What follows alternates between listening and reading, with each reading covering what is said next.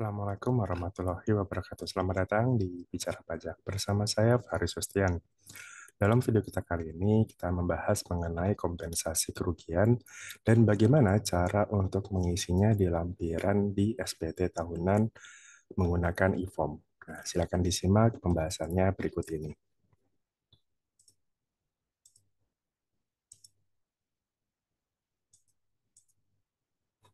Oke, kita akan membahas mengenai kompensasi kerugian untuk penghitungan pajak secara penghitungan PPh Badan secara fiskal ya di sini ya.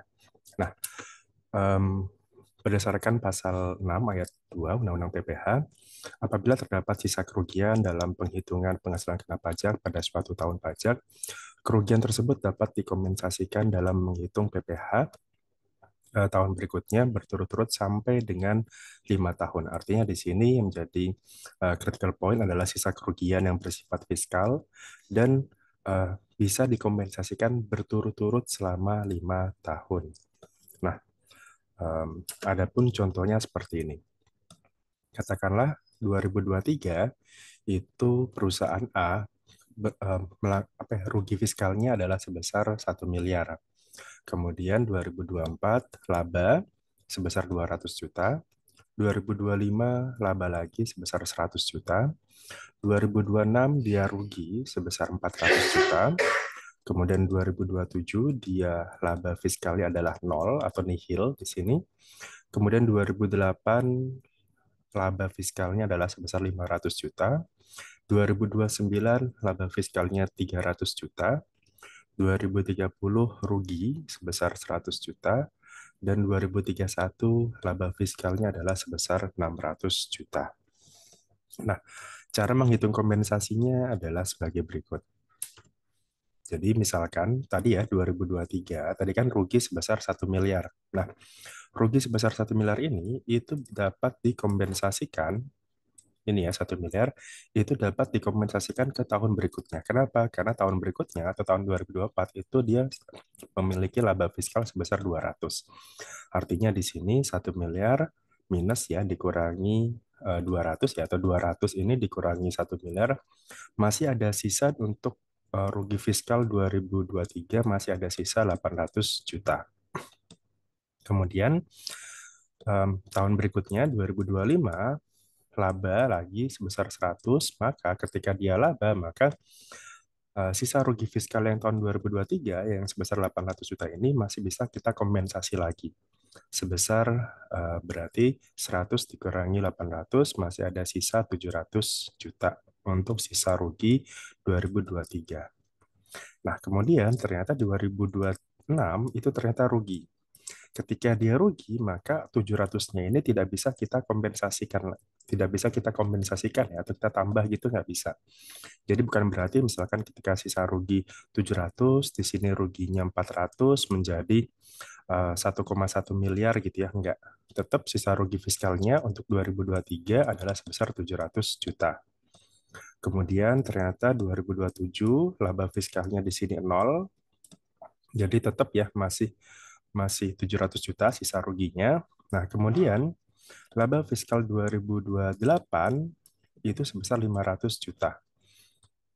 Berarti 2023 sisa ruginya itu tinggal 200 juta. Dari 700 juta ini minus ini eh, kita kurangi dengan 500 juta, masih ada sisa sebesar 800, masih ada tersisa 200 juta. Nah, cuman ini kan 2023 ya, 2023 artinya kan kalau 5 tahun berturut-turut itu berarti 24, 25, 26, 27, 28. Artinya tahun pajak 2028 adalah tahun terakhir di mana dia bisa mengkompensasi kerugiannya. Dan berhubung masih ada sisa 200 juta di sini, maka yang 200 juta ini tidak bisa kita kompensasikan lagi ke tahun-tahun berikutnya.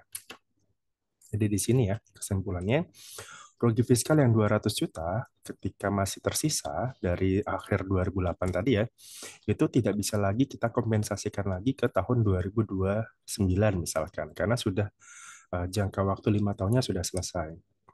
Gitu, karena berakhirnya dari 2004 ke 2008.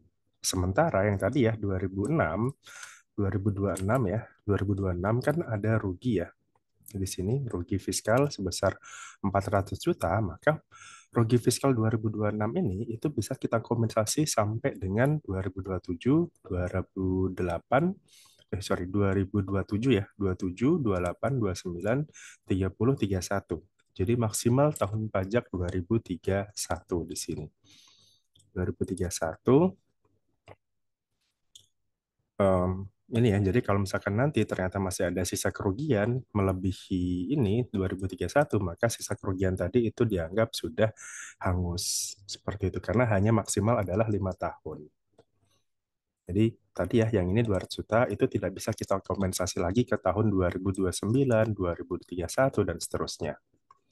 Nah, eh, kemudian bagaimana cara mengisinya di lampiran, kalau untuk lampiran SPT tahunan itu ada di lampiran 2A ya, khusus untuk kompensasi kerugian. Nah, contohnya seperti ini lagi ya. Ini contoh yang berbeda, cuman secara hitung-hitungan masih sama. Jadi PTZ tahun 2023 memperoleh penghasilan neto fiskal sebesar 200 juta. 2023 ya, laba bersihnya adalah ini, neto fiskalnya. Nah, kerugian untuk tahun-tahun sebelumnya, jadi dari tahun 2022 sampai 2017 adalah seperti ini. 17 rugi 10 juta, 18 rugi 80, 19 laba 230, 2020 rugi 100, 21 rugi lagi 50, dan 2022 laba 140. Nah, bagaimana cara untuk mengisi di lampirannya? Nah, ini adalah lampiran 2A ya. 2A SPT tahunan untuk tahun pajak 2023. Nah, kurang lebih seperti ini cara mengisinya. Misalkan tadi, jadi di sini dari 2023 ya, 2023 sampai 2017 kita isi semuanya. Kemudian kita tandai di sini ya, kita tulis semuanya. Kalau tandanya minus itu artinya dia rugi. Contohnya ini ya, 17 dia minus 10 artinya dia rugi 10 juta. 18 juga rugi, 80 kita tandain minus 80 di sini. Dan seterusnya sampai 2023 ya. 2023 tadi adalah laba sebesar 200 juta. Nah, kita tandai 2017-18 karena dia berhubung rugi, maka dia bisa kita kompensasikan ke tahun 2019. 19 kenapa kita kompensasikan di sini? Karena pertama dia laba. Laba sebesar 230. Artinya masih mencukupi ya untuk menanggung atau mengcover kerugian dari tahun 17 dan 18. Jadi kita tulis dua-duanya di sini tanpa ada tanda minus ya. Jadi ketika sudah dipindah ke sini, itu tandanya sudah plus ya. Jadi tidak perlu dikasih minus lagi. Jadi di sini 10 jutanya kita geser ke sini, 80 jutanya kita geser ke sini. Dua-duanya habis ya. Jadi rugi 17-18 itu sudah tercover di tahun 2019. Sudah tercover di sini. Kemudian 2000 kemudian rugi ya, rugi lagi di tahun 2020 sekarang. Nah, rugi tahun 2020 itu kan sebesar 100 juta. Nah, oke, berhubung 2021 juga rugi ya, jadi 2021 ini rugi, maka tidak bisa kita kompensasikan di sini, maka dia hanya bisa dikompensasikan ke tahun 2022.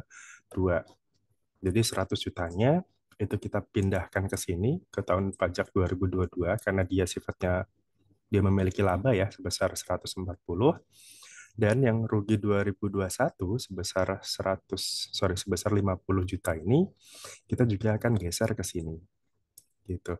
Kenapa hanya 40 juta? Karena memang laba 2022 itu kan hanya 140, artinya hanya bisa mengcover kerugiannya maksimal 40 juta saja.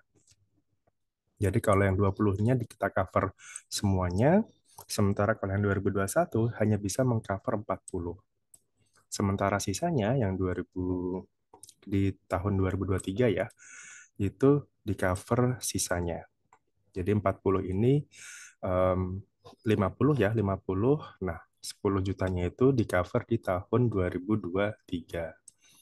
Gitu. Jadi kenapa ini maksimal 140? Karena balik lagi ya ke sini. Maksimal 140 gitu. Dan ini 40 ini kan itu kan ini sama ya, maksimalkan 5 tahun ya. Jadi kalau misalkan katakanlah ini belum habis gitu ya, ya sudah berarti Kalau 2020 maksimal kan berarti 21, 22, 23, 24, 25. Kalau ternyata itu belum habis ya. Nah, berhubung ini semuanya sudah habis, jadi ya eh, maksimal kerugiannya itu sudah selesai di tahun 2023 ini. Nah, dan setelah kita mengisi tahun pajak 2023 ya, masih ada kompensasi kerugian sebesar 10 juta ini. Angka 10 juta ini nanti di sini ya akan otomatis masuk ke lampiran induk ya, lampiran induk 1771 huruf A angka 2. Jadi masuknya ke sini, masuk ke kompensasi kerugian fiskal, angka 10 juta itu otomatis akan masuk ke sini. Gitu. Jadi ketika misalkan penghasilan neto fiskalnya ya di sini ya, penghasilan neto fiskalnya berapa? Misalkan katakanlah 100 gitu ya, 100, maka penghasilan kena pajaknya berarti 100 dikurangi 10 juta masih ada sisa sebesar 90 juta di sini. Gitu. Jadi ini adalah kompensasi kerugian. Jadi otomatis ketika kita sudah mengisi di lampiran 2A tadi, angka yang ada di sini otomatis akan dipindahkan ke sini. Oke, kurang lebih seperti itu terkait dengan pengisian dan pembahasan mengenai kompensasi kerugian. Jadi yang menjadi catatan adalah kompensasi kerugian ini adalah kompensasi kerugian yang bersifat fiskal. Kemudian ketika rugi, maka itu bisa kita kompensasikan berturut-turut selama 5 tahun. Dengan catatan yang bisa kita kompensasi adalah di tahun di mana itu memiliki laba fiskal. Ketika dia rugi, maka dia tidak bisa menambah kompensasinya tadi ya. Dia hanya bisa melewatinya saja seperti itu sampai nantinya ketika masih tersisa sisa kompensasinya tadi sementara 5 tahunnya sudah lewat, maka itu dianggap sudah hangus. Demikian yang bisa saya sampaikan. Mohon maaf kalau ada kekurangan. Sampai jumpa lagi di video berikutnya. Assalamualaikum warahmatullahi wabarakatuh.